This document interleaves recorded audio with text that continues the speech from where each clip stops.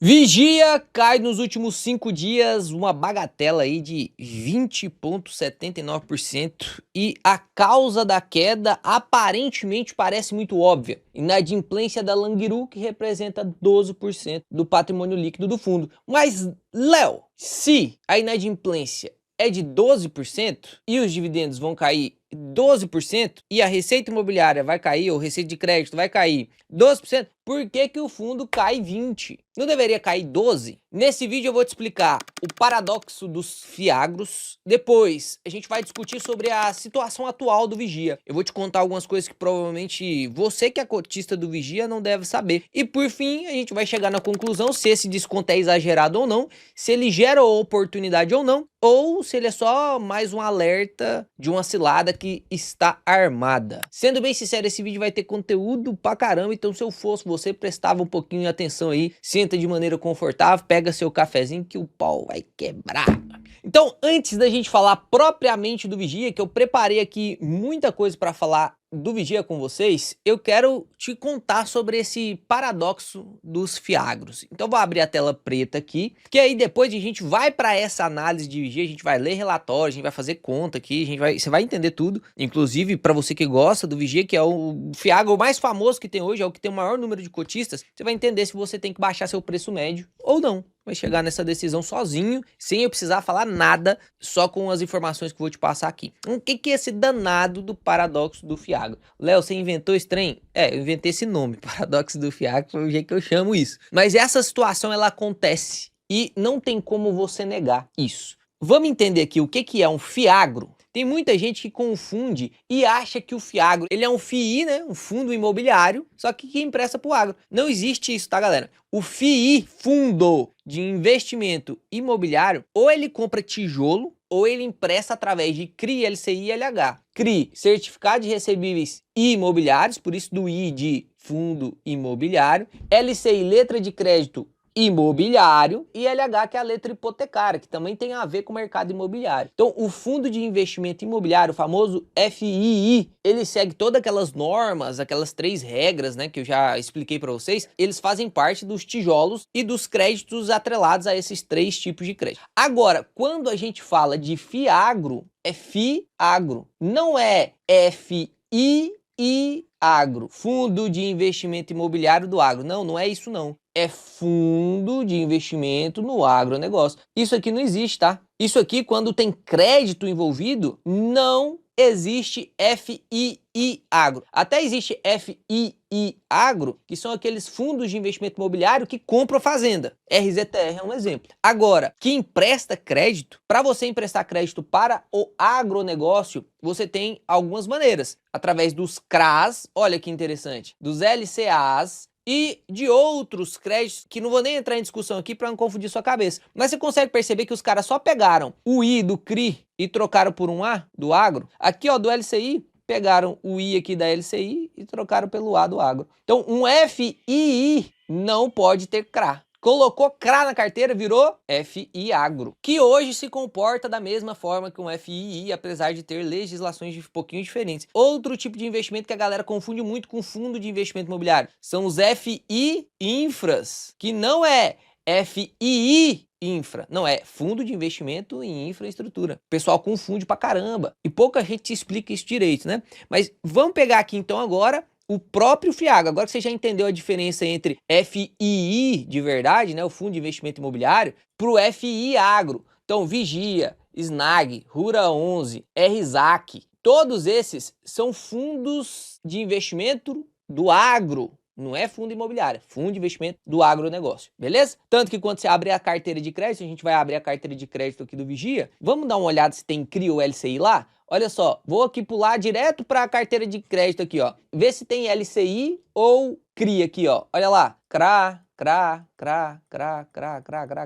tudo CRA, tá vendo? Então é um FI agro. Agora vamos pro tal do paradoxo que eu falei para você, né? Vamos pro tal do paradoxo? Quando você pensa em Brasil, que os gringos inclusive chamam de celeiro do mundo. Por quê? Porque nós somos um dos maiores produtores de grãos em vários grandes períodos. O maior produtor de milho, o maior produtor de soja, um dos maiores produtores aí de laranja. A gente literalmente é muito brabo no agro. Tanto por país ser continental, quanto também pela capacidade mesmo climática e tecnológica de produzir agronegócio.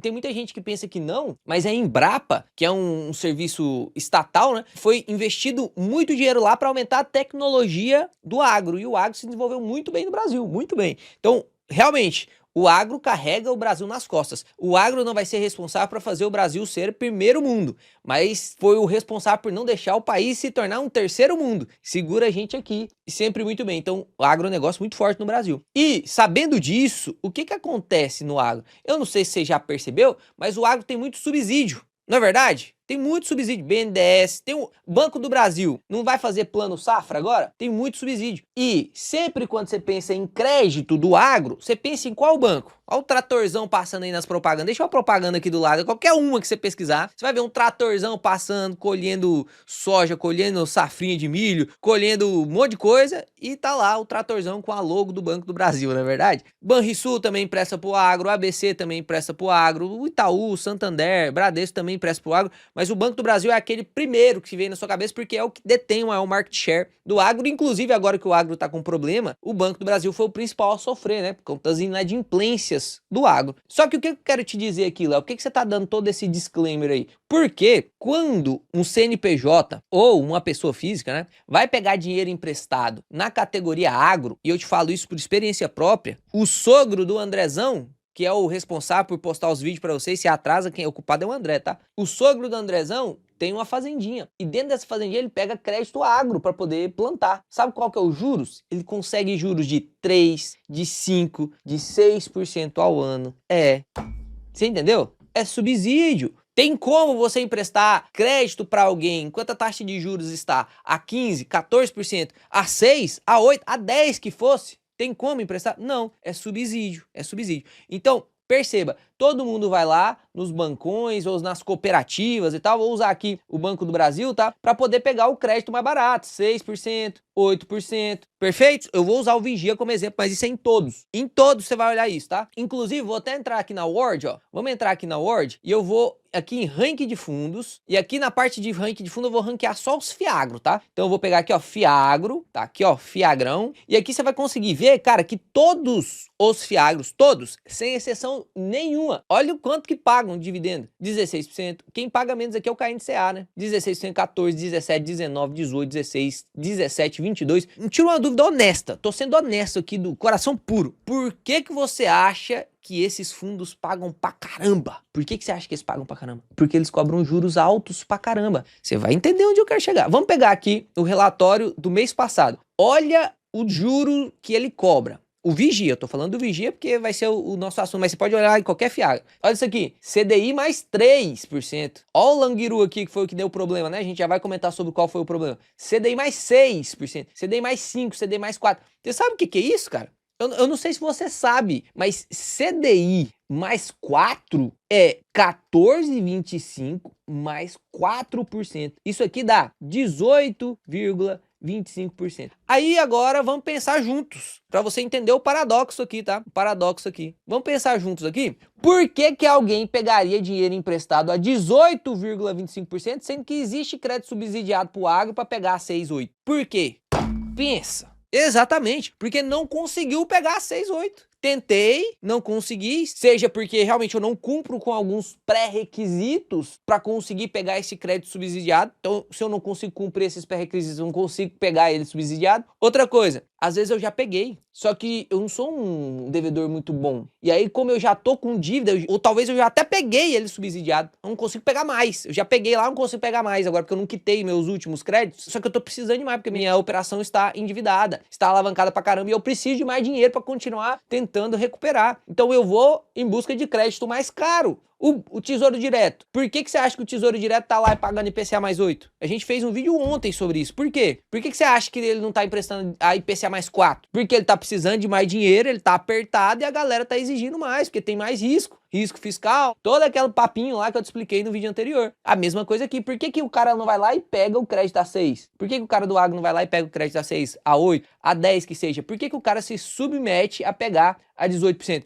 É porque o agro tem margens absurdas? É por causa disso? Não é, né? Porque até quem tá pegando o crédito subsidiado tá se lascando. Olha o tanto de inadimplência aí com crédito subsidiado. Então, quem paga 18%? Normalmente, agora a gente vai chegar no paradoxo do FIAGRO. Isso quem falou nem foi eu, hein? Isso quem falou foi eu já conversei com um dos gestores de FIAGROS. Já conversei. E eles falaram assim, Léo, não dá pra negar. Quem pega ou emite um CRA é porque não tem qualidade de crédito pra pegar um crédito subsidiado. Logo, é um devedor mais arriscado. Já dá pra saber, não precisava nem te explicar isso aqui. Já dá pra saber disso só olhando nos créditos. Você já conseguiria classificar ele como high yield na cara. Conseguiria classificar ele como high yield. Talvez você não saiba classificar os fundos como high yield, como middle risk ou como high grade. Como que você monta uma carteira bonitinha? Quantos de high grade eu tenho que ter na carteira? Quantos de middle risk eu tenho que ter na carteira? Quantos de high yield eu tenho que ter? Sabia que você pode ter high yield na carteira? Pode ter, não tem problema. Só que quanto da carteira tem que ser? Estatisticamente comprovado. Eu já fiz estudo. Se eu coloco 80% high yield e 20% high grade, o que acontece com a carteira em 10 anos? Se eu coloco 70% high yield, 30% high grade, o que acontece em 10 anos? Se eu coloco... Você entende? Você já fez esses estudos? Você não fez, né? Por isso você fica colocando aí um tantão de high yield na sua carteira. E não, o problema não é o high yield. O problema é você. O problema é você. Não é o high yield, não. Calma que a gente vai chegar lá. Então, partindo desse princípio, e coisa que dá também para você ver com os yields que são pagos, você acha que esse tanto de yield aqui vem sem risco. Só se você não conhece o triângulo dos investimentos, né? As liquidez dos fundos aqui, até que em geral, tirando aqui o FGAA, que tem um pouquinho menos de liquidez, XPCA, que tem um pouquinho menos de liquidez, mas ainda é uma liquidez aceitável, dependendo do quanto você vai investir, pô, são só liquidez. Você vê que o povo gosta. Olha o tanto de liquidez que tem esse trem aqui, mano. O povo gosta pra caramba. O povo gosta de FIAGRO. Por quê? Porque paga muito. E a rentabilidade, ela é proporcional ao risco. Se eu tenho mais rentabilidade, significa que eu tô correndo mais risco. Não tem como eu subir minha rentabilidade de 10 para 20 sem aumentar o meu risco. O nosso papel como investidor é aumentar a rentabilidade e tentar dar uma segurada no risco. Mas não tem como, ele vai subir. Você tenta dar uma segurada. Aí você consegue produzir um índice Sharp legal. É isso que eu quero te ensinar nas 3 lives que eu vou fazer no dia 11, 12 e 13. Mas nem vou te falar nada aqui agora, não. Vamos continuar no raciocínio. Depois eu te explico sobre o que vai acontecer no dia 11, 12 e 13. Olha só, dito isso, a gente já vai agora para o relatório do Vigia entendendo o cenário dos FIAGROS. Qualquer FIAGRO que você for ler relatório gerencial, e tem sem vergonha que nem lê, né? Compra esse trem aí e nem lê o relatório para entender o que tá acontecendo. Agora nós vamos ler o relatório do Vigia. Eu vou tentar ser o máximo imparcial possível das minhas opiniões, para que a gente consiga acompanhar, já entendendo esse risco que existe, que é inerente. Ele é específico dos FIAGROS. Então vamos lá, eu quero te mostrar aqui o relatório de maio, tá? O relatório de maio, leia junto comigo aqui, ó. O fundo encerrou o mês de maio, tarará, tarará, tarará. Agora vamos pegar o relatório de junho, ó. O fundo encerrou o mês, tarará. Até aqui, ó, é Ctrl+C, Ctrl+V, tá vendo? Até aqui é Ctrl+C, Ctrl+V. Não tem problema nenhum ser Ctrl+C, Ctrl+V, né? Eles só atualizaram aqui os valores, ó. Então o fundo encerrou o mês de maio com 89% de patrimônio alocado. Aqui, o fundo encerrou o mês de maio com 85% de patrimônio alocado. Um pouquinho mais de ativos, tarará. Tem 174 mil cotistas. E aí, aqui aconteceu o problema, né? Nesse relatório de junho foi quando aconteceu o problema e eles postaram. Então, aqui, ó, no dia 14/7, a cooperativa Langiru inadimpliu com uma parcela de juros com vencimento em 7/7. A gestão segue em busca da satisfação da dívida por meio das garantias constituídas. Garantias constituídas, a gente vai conversar sobre isso. Salientamos que as operações contam com todas as garantias originalmente constituídas. Alienação fiduciária de máquinas e equipamento, pegar as máquinas e os equipamentos da Langiru, caso ela não pague, para eu tentar vender essas máquinas e recuperar o dinheiro. Penhor de grãos, pegar os grãos que foi produzido pela Langiru ali, tudo que tá na mão da Langiru, e avais, né? Vários avais ali que não ficou claro aqui o que é, mas é tudo que for aval entra aqui também. Bem como as adicionadas no contexto de sua reestruturação por meio do acordo, hipoteca de imóveis e cessão fiduciária adicional de recebíveis de primeira linha. É isso aqui que tá causando a confusão, ó. Isso aqui que tá causando confusão. Vou explicar pra você que é cotista do Vigia se você não acompanhou isso, tá? Mas deveria ter acompanhado. Mas se você é novo, vou te relembrar a história. Em 2023, a Langiru ficou inadimplente também. Não é a primeira vez que a Langiru fica inadimplente com o Vigia. Inclusive, deixa eu ver aqui se dá pra ver no gráfico aqui, o que aconteceu quando... Ó, olha lá, ó, 2023, Langiru ficou inadimplente e chegou a bater aqui, ó, 7,89, mais ou menos o mesmo preço que está hoje, né? 7,89. De lá pra cá, demorou quanto tempo pra poder recuperar? Ó, subiu 34%, demoramos aí 2 anos, basicamente, pra poder recuperar o preço ali próximo do valor patrimonial do Vigia. Então, você consegue perceber que esse problema já aconteceu. E aí você pode olhar para o problema de hoje e falar assim, pô, já aconteceu antes, o Valora conseguiu resolver. E aí, em 2 anos, recuperou. Então, em 2 anos, eu tô tranquilo. Eu posso comprar agora, você que já é cotista, você pensa assim, não, posso diminuir preço médio. Ou quem não é cotista, não, posso entrar agora, porque agora eu sei que se ela resolveu antes, ela vai resolver de novo. Só que por que o buraco tá mais embaixo agora? O que aconteceu naquela época, lá em 2023? Eu fiz até uma live com uma das gestoras de crédito da Polo, que inclusive quem ajudou a criar lá o Pord 11, né? Então ela sabe do Pord 11,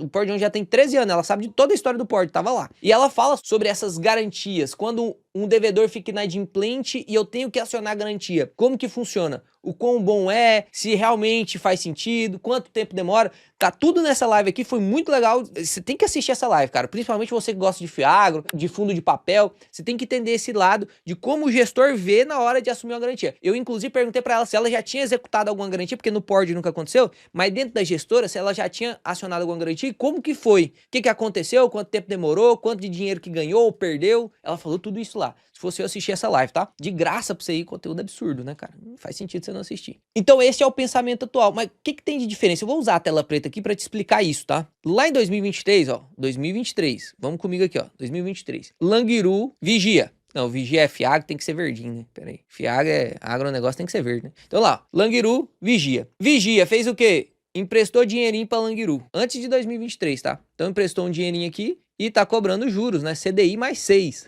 CDI mais 6. Aí, Langiru fica mandando dinheirinho todo mês para o Vigia, certo? Deixa eu até escrever aqui, ó. Langiru e aqui Vigia 11, beleza? Em um dos meses, lá em 2023, a Langiru falou assim, rapaz, não dou conta de te pagar não. Vou parar de te pagar. Vou parar de te pagar. Aí o Vigia foi e falou assim, não, calma aí. Nós temos garantias. Se você não me pagar, eu vou acionar as garantias. Aí a Langiru foi e falou assim, não, vamos sentar para negociar? E aí, isso, mérito da gestão do Valora, tá? Mérito da gestão aqui da galera do Vigia. Sentaram uma mesinha, vou até desenhar a mesinha aqui que eles sentaram, ó. Eles sentaram na mesinha lá, ó, 3D a mesinha aqui, ó. Ixi, não ficou muito 3D não, ficou parecendo, na verdade, um... Tudo bem. Sentaram aqui na mesinha, pessoal da Langiru aqui, pessoal do Vigia aqui falou assim, ó, vamos fazer um acordo aí. Não dá pra continuar assim, eu tenho que receber o meu dinheiro. Eu te emprestei, a gente fez um acordo, eu preciso receber o meu dinheiro. A Langiru foi e falou assim, ó, do jeito que tá eu não consigo pagar, mas a gente pode acordar aqui, vamos alargar essa dívida, vamos diminuir as parcelas, vamos fazer alguma coisa. Aí o Vigia foi e falou assim, ó, cara, você tem um contrato com a JBS, não é verdade? A Langiru falou assim, sim, tenho. Então, você vende coisinhas pra JBS e a JBS te paga dinheirinhos, não é verdade? A Langiru, sim. A gente pode até fechar esse acordo de contrato aqui, só que eu vou querer adicionar uma garantia. Eu não quero mais só pegar suas máquinas, eu não quero mais só pegar os produtos que você tem, não, eu quero porque eu quero dinheiro. Que convenhamos, quem empresta dinheiro não quer, pô, você quer emprestar dinheiro pra um cara comprar um carro, você, no pior das hipóteses, ele não te pagar, você ficar com um carro? Pô, você não quer carro. Se você quisesse carro, você ia comprar um carro, não é verdade?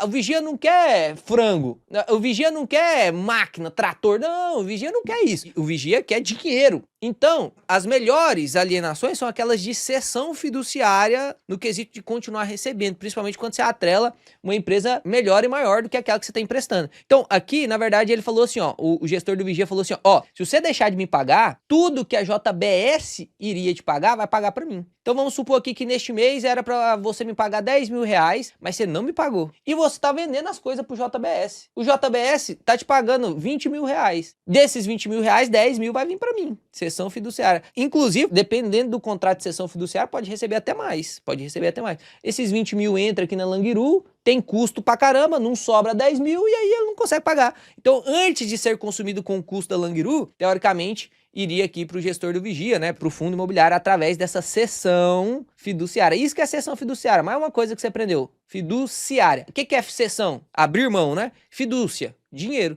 Cessão fiduciária é o dinheiro que ia para a Langiru vai vir para o Vigia. Então essa era a garantia que depois que eles renegociaram lá em 2023, resolveram o problema e tal, já, assim, não é que eles resolveram 100%, eles literalmente conseguiram fazer com que aquele problema fosse, como que eu posso dizer, né? Não é ignorado, porque ele realmente voltou a pagar. Mas teve um alargamento, teve alguns pontos ali que realmente, para facilitar para o Langiru, porque o Vigia tinha que facilitar. Ou você facilita ou você não recebe nada. Aí é BO, né? Aí vai pra justiça, 18 meses, 24 meses. No agro é difícil, eu já mostrei isso pra vocês. Olha o tanto de recuperação judicial que tá acontecendo. Algumas não são nem honestas. Algumas não são nem honestas. Estão acontecendo, estão ganhando. Porque o agro é literalmente muito difícil você ganhar. Das pessoas que estão devendo, no caso, né, dos devedores, é muito difícil ganhar. Por isso que a Valora foi tão reconhecida quando ganhou da Langiru naquela época, né? Nessa disputa de crédito aí, a Langiru voltou a pagar. Então, essa cessão fiduciária aqui, ó, que é citado no relatório, seria a JBS, então, vir pagar aqui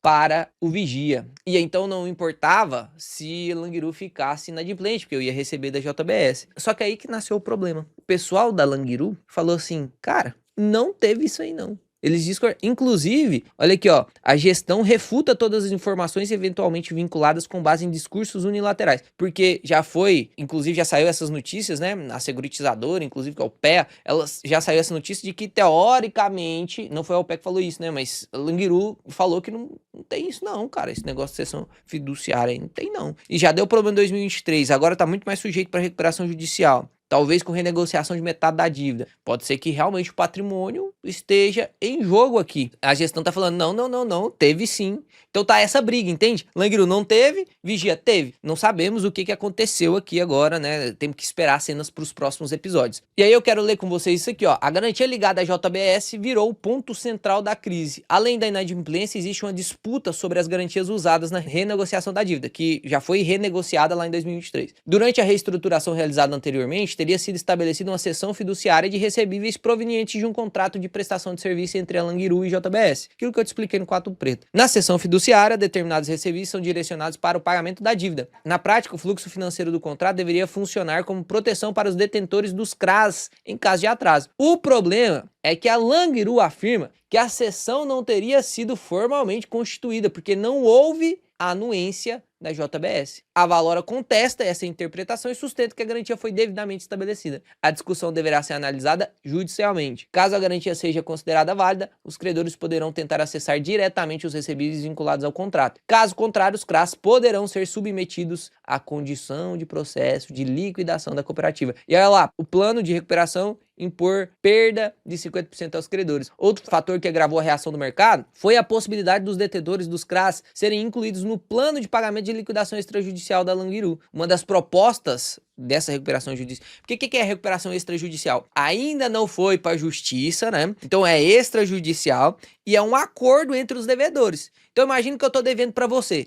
Antes da gente ir na justiça, eu tento falar com você, eu não consigo te pagar R$100 por mês, tem como eu tô te devendo R$100 por 10 meses, tem como eu pagar R$50 por 30 meses? Eu vou pagar mais no final, só que eu preciso de mais tempo para poder pagar, que senão eu não consigo pagar. Esse é o acordo extrajudicial, certo? E uma das propostas do acordo extrajudicial prevê deságio de aproximadamente 50% das determinadas dívidas. Ou seja, a Langiru falou assim, ó, tô te devendo 127 milhões, pago 60 milhões. Vamos renegociar para eu pagar 60. 127 eu não consigo. E aí gerou toda essa reação de mercado. Vamos ver se isso aqui faz sentido mesmo, porque imagina que no pior dos cenários, perca aí na recuperação e aceite deságio de 50%. Hoje o patrimônio alocado em Vigia, que a gente pode descer aqui, ó, patrimônio do Vigia alocado na Langiru está de, ó, 6,21, só que não é só esse CRA, né? Tem aqui outro Langiru, ó, mais 3,35, e outro Languiru aqui mais 2,78, que vai dar aí no total, vamos somar aqui, ó, 6,21 mais 3,35 mais 2,78, 12,34% do patrimônio. Então, se perdesse tudo, né, se os CRIs fossem a zero, não vai pagar e pronto, acabou, não tem nada de garantia nem nada do tipo, você ia perder 12% do patrimônio do fundo. E, teoricamente, isso justificaria pelo menos uma queda de 12%. De 12% para frente, porque não é só 12% que vai cair. Por que não é só 12% que vai cair, sendo que o valor só vai cair 12%? O dividendo só vai cair? Porque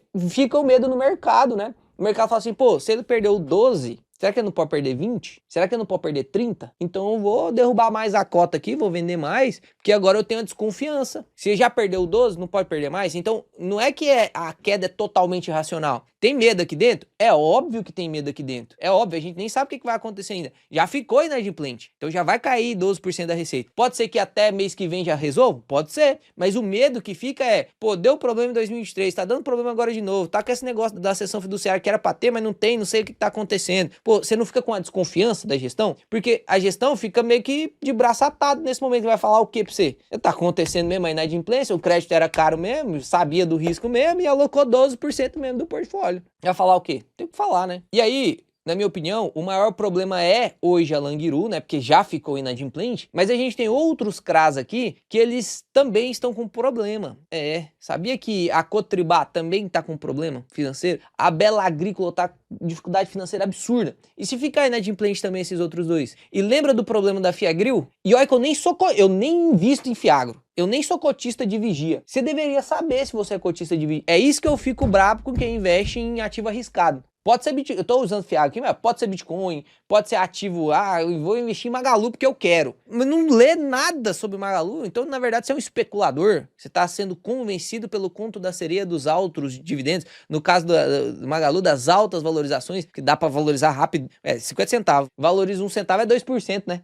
É muita coisa. Então aqui a Fiagril, ó, tá com 9% do PL, mais 2% PL, mais 2% da... Deixa eu ver aqui se tô pegando certo. 2% e 2%, mais 1,82%. Inclusive, aqui nessa outra notícia, que era sobre temor de dividendos, né? E, inclusive, vou te falar que mesmo que essa inadimplência, a gente vai fazer a conta do quanto que poderia o dividendo. Você vai ver que mesmo com essa inadimplência, o dividendo ainda vai ficar interessante. Calma, olha só. Quais são os CRIs, porque aqui no relatório ele não coloca o watchlist. Pô, quais são os CRIs que estão com problema? Não coloca, né? Seria legal demais colocar, mas seria um tiro no próprio pé dos fiagros, porque praticamente todo fiagro você tem que... Se o CRA não for bom demais da conta, cara. E em geral, para poder fazer empréstimo a CDI mais 6, a CDI mais 5, normalmente o devedor vai estar aqui, né? Com a corda aqui, ó, quase já arrancando. Não vai colocar lá o watchlist, né? Imagina colocar a carteira toda em watchlist. O investidor vai olhar assim, mas tá tudo em watchlist? Muito risco isso aí, eu não vou querer não, né? Então aqui, ó, Languiru, 12,68% da carteira. Liquidação judicial, parcela inadimplente. Bela Agrícola, 3,12% da carteira. Reestruturação e risco de recuperação menor. Aqui é a Cotribá, né? 2,79, situação financeira delicada. Só aqui já tem 18,25% do PL, tá? Comprometido. Imagina se ainda não ficou inadimplente. Inadimplente hoje tá só 12, que isso aqui fique bem claro. Só 12 que tá inadimplente. Por que caiu 20? Porque talvez a galera ache que vai ficar mais ainda inadimplente, né? Se essas taxas aí continuarem tão altas assim, ou se o CDI continuar 14%, talvez a galera pegou dívida a CDI mais 4, pensando que o CDI ia fechar 12 esse ano, fechar 10 ano que vem, e aí a dívida ia ficar mais barata, fechar 14. Talvez fique 14 por muito mais tempo. Fiagril, que também já teve histórico, né? Inclusive, tá na situação delicada também, muita alavancagem, em mais 16% do portfólio. Total do portfólio que, teoricamente, está problemático, ou pelo menos você tem que ter uma atenção, é 34%. Desse 34, 12 já foi pro saco, né? 12 já tá inadimplente, né? Que foi pro saco ainda. Mas já tá inadimplente. Pode recuperar? Óbvio que pode. E é aqui que a gente começa a nossa conversa agora. Até agora eu fui o cara que, enviesadamente, é uma opinião do Léo, quis te mostrar o cuidado que você tem que ter com os fiagros, porque é mais arriscado mesmo, não tem como falar que não é. Você que fala, não, porque eu sempre investi em fiagro, sempre tive um bom rendimento. Tudo bem, é pra ter mesmo. Se você não tivesse bom rendimento, por que você ia investir em coisa assim? Tem muito mais risco. É muito mais risco, tem que ter bom rendimento mesmo. Só que agora vamos ser honestos e com bom senso aqui. Será que faz sentido investir nesse negócio agora? E qualquer outro fiagro que passe por esse problema? Porque, convenhamos, Daqui para cá, teve uma valorização de 34% em 2 anos. Dá mais ou menos aí uns 16% ao ano em juros compostos, mais os dividendos que você recebeu. Então, quem comprou aqui e saiu aqui, ficou com um lucro muito bom. Quem comprou aqui e tá com ela até agora, ó, você vê aqui que não mudou muita coisa, né? Tem uma queda de 1%. Quem comprou lá na última crise ficou até agora. Tá carregando até agora. Pô, tinha feito uma bela compra, mas o mercado devolveu o que demorou 2 anos para valorizar em 2 dias, né? 5 dias. Começou a cair aqui, ó, dia 17, 5 dias, né? Então você tá só com o dividend yield. Ah, Léo, mas o dividend yield é muito bom. Até acontecer alguma coisa, né? Tem que ser muito bom mesmo, galera. Tem que ser muito bom, porque senão, imagina quem comprou. Nós estamos falando aqui do cenário hipotético, o cara comprou lá na última crise. Igual tá agora, se você ter coragem de comprar. O cara que comprou lá na última vez que a Langiru ficou inadimplente, ele ganhou aí o dividend yield limpo, né? Porque agora estamos no mesmo preço. Mas imagina quem comprou aqui durante esse período aqui, porque quando ele ficou mais famoso mesmo, foi aqui, ó. Durante esse período aqui, ó. Quem comprou aqui ganhou aí seus 15% de yield e perdeu 23% na cota. Então tem que tomar cuidado na hora de fazer seus investimentos mais arriscados. Não tô falando que você não tem que ter, não. 20% da sua carteira tem que ser para risco mesmo, para multiplicar mais rápido o capital. Tem que tomar cuidado, tá? E tem que saber o momento de sair. Não entra em ativos de risco se você não tem coragem de vender ativo. Porque eu vejo muita gente que compra ativo para manter pro resto da vida. Tudo bem, esse é o buy and hold mesmo. Aí você tem que focar em ação previdenciária, em fundo de ancoragem. Agora, se você quer investir em ativo de risco, pô, você tem que saber a hora de sair. Inclusive, eu vou te ensinar um pouco sobre isso nos dias 11, 12 e 13. Agora eu vou te falar sobre o que é pra gente concluir aqui se eu acho que tá em oportunidade ou não e o quanto que eu acho que ele vai pagar de dividendo, tá? Nos dias 11, 12 e 13, agora de agosto, eu vou fazer 3 lives aqui no YouTube com o intuito de, na primeira live, traçar um plano com você para que você consiga montar uma carteira realmente forte, com diversificação, com correlação negativa, pra você ajustar o que é risco, o que não é, pra gente obedecer a curva de eficiência, que foi um negócio que ganhou prêmio Nobel de 92, cara. Não tem por que você desobedecer isso.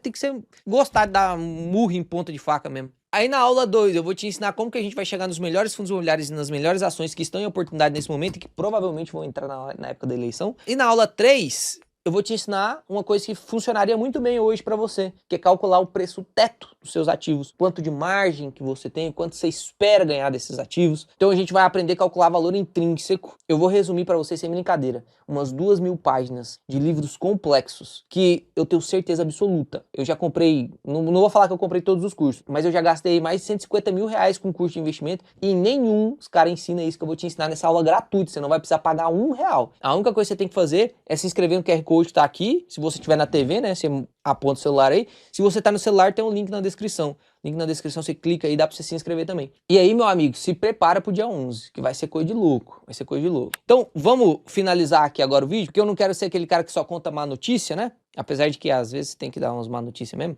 Olhando aqui a DRE do fundo, você consegue ver aqui que as receitas, e ele sempre faz distribuição através do caixa, né? Então isso é legal. Mas aqui você consegue perceber que tem oscilação de receita, né? 11 milhões, 18, 14. Então aqui eu acho mais prudente você pegar os últimos 12 meses e fazer a média da receita, tá? Fazer a média da receita. Então, vou pegar lá 16, 906, 210, 75, dividido por 12, pra gente ver mais ou menos a média do mês. Então aqui, por exemplo, recebeu 14, mas a nossa conta a gente tem que fazer na recorrência aqui, que é 13 milhões, tá? 13 milhões é com o recebimento da Langiru. Se tá 12% inadimplente, a gente tira 12% disso aqui, ó. Vamos tirar 12,48%, que é o PL ali de remuneração.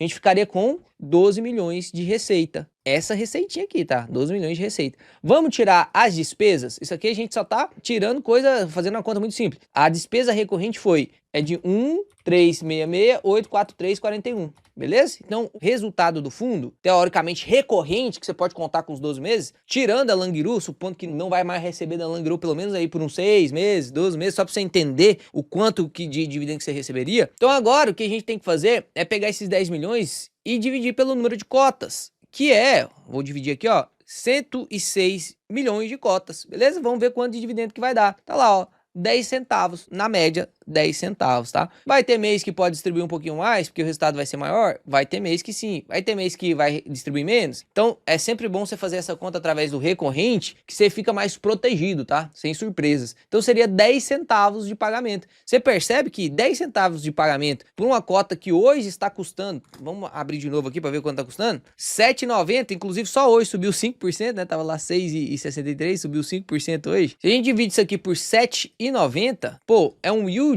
Olha que doideira isso aqui, cara. É um yield mensal de 1,29, isento de imposto de renda. Vai continuar pagando muito aqui em juros simples, né? Vai dar, ó, no mínimo 15,48. Se for juro composto, o trem vai estourar lá pros 20 de yield. Realmente, quem compra mais ou menos a este preço, a não ser que a gente tenha mais problemas do que o que tá acontecendo hoje, a não ser, porque aqui eu já tô tirando a Langiru, 12%. Você vê que algumas reações, elas são muito acima da média. São muito acima do que deveriam ser. E você tem que se blindar disso, né? Tem muita gente que, pô, caiu, vou vender. Ou às vezes caiu, vou comprar igual um louco também. Nem sempre essa é a solução. Caiu, vou comprar. Às vezes cai porque é ruim mesmo. Por isso você tem que aprender a fazer as contas para ver se faz sentido você continuar. Aqui a gente tirando os 12% de PL, de remuneração ali, mesmo que vá a zero a Langiru, você ainda vai receber 1,29. É óbvio, e aqui eu tenho que ser sincero, a grande parte da galera que tem medo é um medo que não é tão irracional. Porque, pô, se realmente deu problema com a Langiru, o que garante que não vai ter problema com outros também? Pô, a Bela Agrícola tá com problema financeiro e é CDI mais 4,20. A Cotribá também tá com problema financeiro e é CDI mais 4,7. A Fiagril aqui, que representa bastante do portfólio, pô, tá com dívida aí de CDI mais 5, CDI mais 4,5, CDI mais 4. Então, imagina se realmente acontece mais problemas. Se aconteceu com um, por que não aconteceria com outros também, né? Então, é sobre este risco que eu não sou capaz de te dizer se faz sentido para você ou não.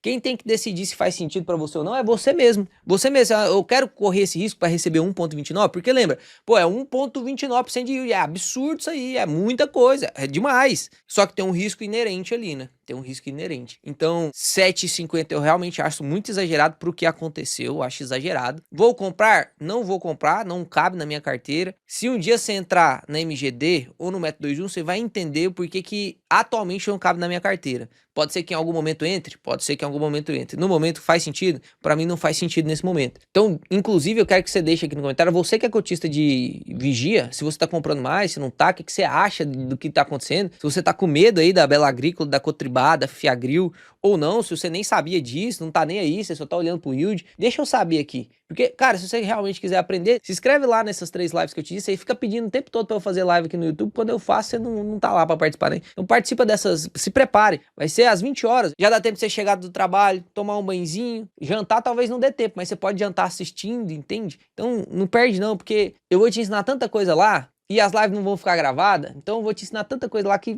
faz muito sentido para que a sua rentabilidade, sua carteira cresça com menos risco, beleza? Espero que vocês tenham gostado, deixe sua opinião aqui sobre o Vigia, tamo junto, fica com Deus e até o dia 11 que vai ser louco demais, hein?